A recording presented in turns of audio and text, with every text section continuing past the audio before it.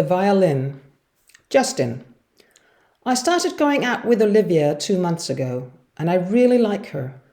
She told me about August before I went to her house. But the first time I saw him was still a big surprise. He was with a friend, Jack. I shook their hands and tried not to look at August's face.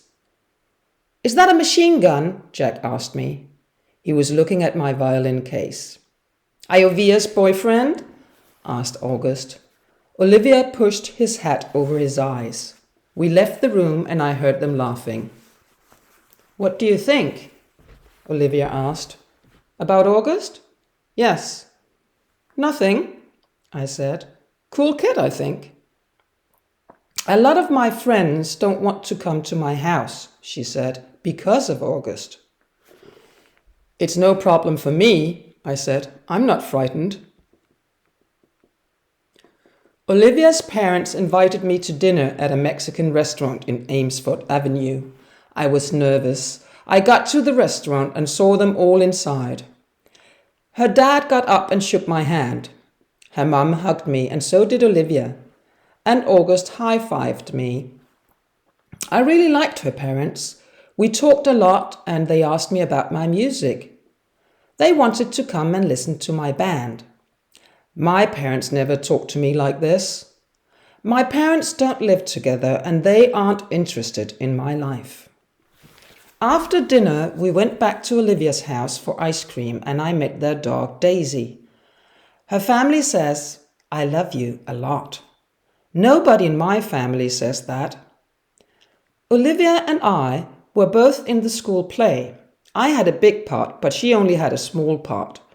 The biggest part for a girl went to that girl with pink hair, Miranda. Olivia was okay with having a small part, and she helped me to learn my words. I had a lot of words, and I only had 6 weeks. One evening in March, we worked on my words for the play. I was leaving Olivia's house at the same time as Jack.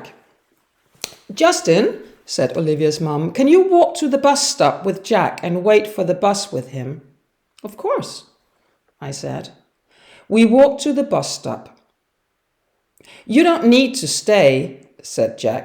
"I can wait by myself." "That's okay," I said. We got to the stop and there were 8 minutes before the bus. "Can I borrow $1?" he asked. "I want to buy some candy."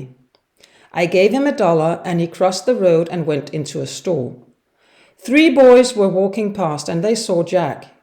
He came out the store and they followed him, making strange animal noises. Jack came back to the bus stop. "What's happening?" I asked him. "They do it all the time because of my best friend." I understood. It was hard for August, but it was hard for Jack too. The bus came and Jack got on. I walked down the street and turned the corner. The 3 boys were there, laughing and eating ice cream. I remembered Jack and August talking about my violin case. I took off my glasses and held the violin case like a gun. Then I walked up to them.